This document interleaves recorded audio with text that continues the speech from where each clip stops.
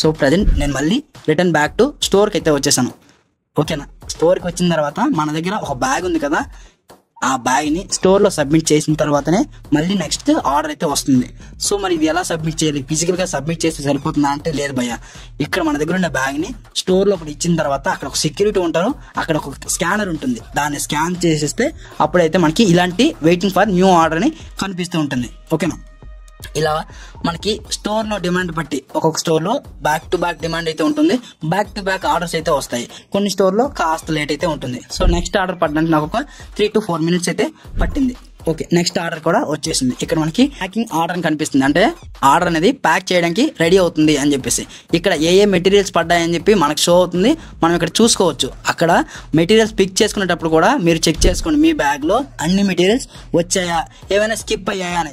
Once skip అయ్యాయంటే అక్కడే మీరు వాళ్ళతో మాట్లాడి ఆ మెటీరియల్స్ పిక్ చేసుకోండి.